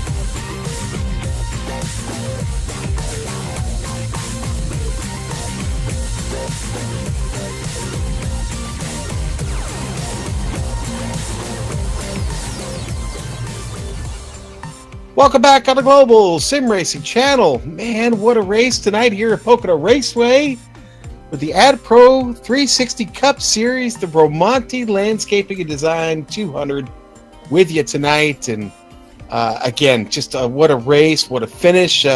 Ryan Hill is going to be your big winner tonight. And boy, he had a lot of work to do over those last few laps. And well, a little old rubbing his racing there at the end. Ryan Hill going to get the victory. Alan Elwood with a great run this evening. He'll finish second. Kyle Kammer from all the way back in the field will finish out our podium. Gary Sexton, who had kind of a rough night, but is going to take the good points for this finish in fourth. Fifth, going to go to Jeremy Allen. Ethan Moore wrapping up sixth. Andrew Farnyars in seventh. Andrew Payne, eighth. Ninth, going to go to Richard Regan Jr. Dylan Jones rounds out your top 10. Ray Richer, 11th. William Locklear will finish 12th. 13th, going to go to Stephen Lou Allen. David Washington, 14th tonight. Jesse Abraham, boy, it was a bit of a struggle tonight for Jesse. Really couldn't manage the restarts real well. 15th. 16th, Eric Stanford. Daniel Jackson, 17th. 18th for Mark Clewell. Ellery Queen, 19th. 20th, going to go to Kevin Fetty. Ken Richardson, 21st. 22nd for Robert McFarland. Daniel Eberhardt will finish 23rd. 24th, going to go to Josh Bonwell. Gabriel Wood, 25th. 26th, Colton Solik. And Dan Roper did not get started in this night's race. And so it was 26 cars that went to battle and only one winner, and that was Ryan Hill. And we're going to get down to victory lane, talk to Ryan Hill here. Ryan, congratulations. A tremendous victory tonight. Ryan, I'm going to have to ask you now, this is your first win, first time we've gotten up here on the top of the podium in the Cup Series this season. With a little bit of a bump and around to win that there? Yeah. I really hated to do it, but going into the situation I was in that I missed races, and by looking at the points, there was almost no way for me to point my way into the chase. When it's that close, you got to do it. And I hate to do it, but I needed it. Just in order to be able to race for championship this year, that's what you got to do. And I saw an opening. I said coming out of turn 3, if I can't get a dive under him, I'm going to have to move him. So, yeah, that's what happened. Ryan, you had a fast car. It was quite obvious. I mean, the second half of the race for you was pretty impressive. Listen, what happened with qualifying? What happened to begin with? Did you have a connection problem at the very beginning? Yeah, there was I don't know how you want to put it. There was some issues going on before the race, and right as we started gridding, my internet crapped out on me. So I had to reset the router, come back, and when I got back on track, it put me 2 laps down. And I was very fortunate enough to get both my laps back before stage 1. Then I got hit with another black flag for, I guess, gaining an advantage, but, I served that one. 2 laps later, stage ended, so... And then, other than that, it was just to get up front and keep it clean. Well, that Hilco Chevy looks clean week in and week out. What's the secret to running clean races, Ryan? Stay away from other drivers. It's I don't know. You learn who drives certain ways, and you learn how to do what. My goal this race was to just ride in the back till the end.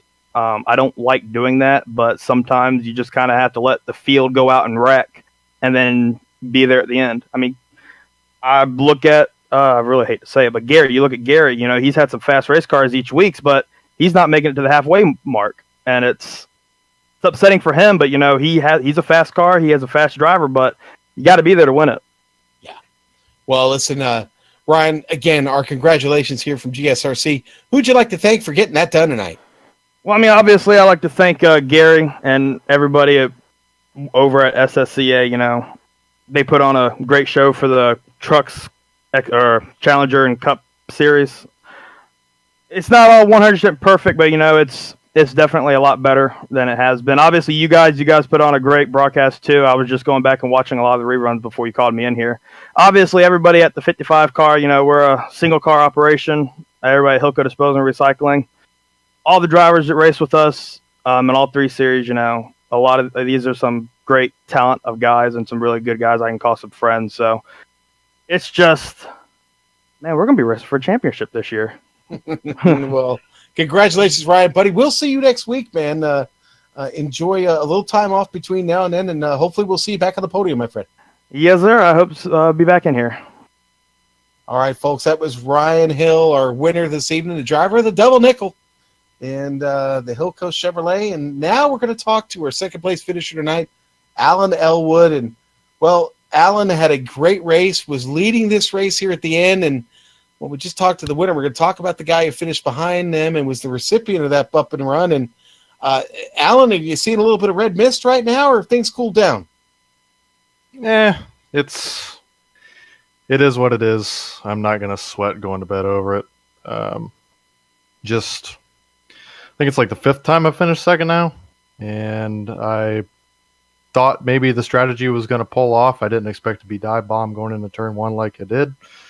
I mean, he had to do what he had to do, but they say racers don't forget, so if he wants to win another one racing around me, he's got another thing coming. He's going to have to earn it. Yeah, well, I hear you, buddy. Hey, what happened on that one pit stop? You got in a little hot to the box. It cost you a little bit of time. Certainly not why you got behind the 8 ball here in this race, but those stops have got to be better than that, don't they? Yeah, and actually what happened was Jeremy was right behind me there, and when we pulled into our boxes, he actually pits right in front of me in this race. And when we pulled into our boxes, he hit me from behind unexpectedly. The coating somehow, it caused him to hit me instead of going through my car.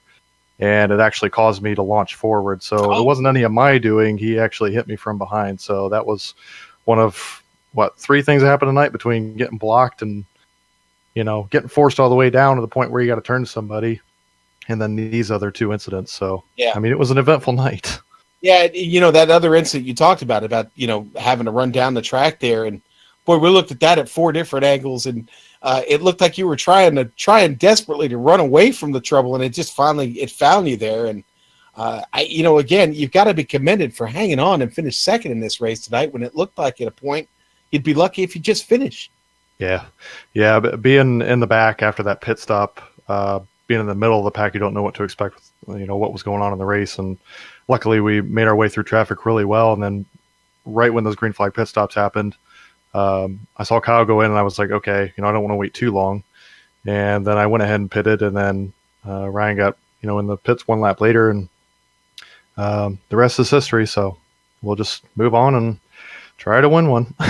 Alan, who do you want to thank for another great podium finish? A lot of my go-kart sponsors, US Bolt Kits, Performance Powder Coating, Country Press Photography, you guys for putting on the broadcast every week. You guys do an awesome job, probably the best in the business. And the league here for putting on the race, and we'll see you guys next week. All right, we certainly will, Alan. Thanks a lot, and commiserations, my friend. We will see you then. Alrighty. All right, that's Alan Elwood, who, quite frankly, I think is in a really, really solid mood after they finished that race. So I didn't sense any red mist at all. So good job by him. Now we're going to go to third place, a guy who also put in a lot of work tonight, and Kyle Kammer, another driver, started at the very back of the field, had trouble getting a qualifying lap down. Kyle, let's start with that. What happened to you in qualifying, buddy? Kyle, can you hear me, man? We'll give Kyle a second here to get his mic on. Kyle, you got your ears on, my friend. Can you hear me? Yes, there he is. I hear you, Kyle. Kyle, what happened to qualifying to you, bud? Yeah, there was a bit of confusion for me about, when to go out and, if I was supposed to go out and then by the time we finally figured it out, there wasn't enough time to make 2 laps, maybe 1, but I didn't like the way that I was coming out of turn 3. I didn't think I had enough momentum going in order to get a good lap, so I just shut it down and decided to start from the back. Well, you did, and it paid off for you, man. Did you get any damage on the car tonight? I'm trying to remember if you'd picked up any at any point, or were you extremely lucky to avoid incident tonight? Yeah, no contact tonight. I drove pretty gingerly for the first probably 60 laps of the race, just trying to, not be too close to people and make sure I had a clean car at the end. Well, clean indeed, Kyle. It was a tremendous effort. Cars fly. The first half of this race was sketchy at best. A lot of caution flags, a lot of trouble out there on the track. Every yellow seemed like it was a pretty big incident, collecting multiple cars, and somehow you managed to drive your way through all of that. Ultimately, do you think this race came down to any strategy at all, or was it just was it just a situation where you had to manage those caution flags and just get good restarts? Yeah, we were fast in practice. I think we were, one of the top 5 cars in practice, and really looking forward to trying to qualify up front and run up front all race. So when we had the whole qualifying debacle, the strategy did change, and it became sort of make sure we're around for the end because we know we got a car that's fast enough, especially after that really big wreck that took out, 10 or 12 guys, whatever it was. Then it was like, if we can keep this car clean, we'll have enough speed to get around all the damaged cars, even if we can't, keep up with Ryan and Alan. Well, yeah, another impressive race for the AdPro 360 Cup Series. We're certainly happy and proud to be affiliated with you guys, and we can't thank all of you enough for continuing week after week to stun us with tremendous finishes. And Kyle, it was a tremendous race for you. I'll say it again. I know I've probably said it 3 or 4 times now, but to start that far back and navigate yourself through a long race like this and come home on the podium, you're going to love the points. And I guess it makes you feel a little bit more positive going into next week, doesn't it? Yeah, I'm not sure if we have the speed yet to win one of these things, but we might top 10 our way into the playoffs here. And I got to get a lot of thanks to Andrew Freenars and David Washington. They've really been working with me a lot, spending a lot of time focusing on line and consistency and all that stuff, and it's really starting to pay off with the finishes. And a lot of thanks to everybody over at Aegis, Mark Clewell and Eric Stanford, Dave Washington, Daniel, Dylan, all those guys. Great group of guys to run with, and really appreciate their time. All right, one last question for you, Kyle. How's your road course program? Boy, you're gonna love it. Watkins Glen is probably my favorite track. I know Ryan Hill's gonna be really fast there. Last year, Ryan and I and Dylan and Dave, it was a pretty good battle. So I'm looking forward to Watkins Glen. Sonoma, I don't know. We'll see what we got next week. All right, buddy. Listen, again, congratulations on your podium finish. We'll see you next week, my friend. Thank you, guys. All right, and that was Kyle Kammer. And race fans, listen, I want to tell you right now, we've got another race going on right here on the Global SimRacing channel. You can just go back to our main page. You'll see the Lionheart Retro Series getting ready to kick off green right now. Let's get through the thanks here tonight, though, before we let you go, and remind you to thank the AdPro 360 Results. They are our title sponsor, an advertising agency specializing in digital media and social media marketing. For more information, go to their website, adproresults.com. You can also find them on Twitter at adproresults. Just type that in. Bromonte Landscape and Design. Yes, this was the 200 this evening. From idyllic outdoor living spaces with terraced gardens to tranquil waterfalls and magical children's play areas to gated stone entryways and magnificent pool houses, Bromonte Landscape Design and Management Group delivers dreamlike accents, amenities, and landscape designs to Long Island's most prestigious homes and estates. With meticulous attention to detail and premium quality craftsmanship, the Bromonte team transforms properties into breathtaking home landscapes as unique as the families who live there, serving Long Island's most prestigious homes and estates for over 15 years now. They're in Glen Cove, New York. Beautiful community, by the way. 516-671-4499. Give them a call. We also want to thank the Simulated Stock Car Association, to everyone there for organizing the AdPro 360 Cup Series and contracting with GSRC to broadcast it. On the screen now are just some of the companies, equipment, and software that make this broadcast possible. The iconic original music that lets your ears alert your eyes that you're watching a GSRC production comes courtesy of Eric Ekholm and Casey Lalonde. See the screen for how to contact each of them. Folks, hit the subscribe button right now, please, and next week be with us as the SSCA Cup returns. May 24th for round 10 from sunny California and the Sonoma Raceway. Yes, folks, we're going turning left, right, and we're going to hit the corkscrew there. GSRC will be bringing you there all the action. We hope you join us. Sliding across the street now are these upcoming broadcasts we got coming this week. Check those out. Mark them down on your calendar.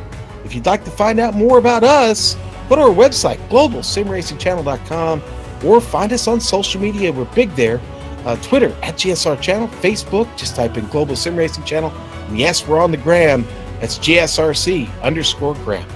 Finally, on behalf of the crew, Sam Ryman, our director Joe Peak, and our camera artist Dougie Beard, I'd like to thank all of you for watching. So until next time, race clean, race hard, and we'll see you on the track.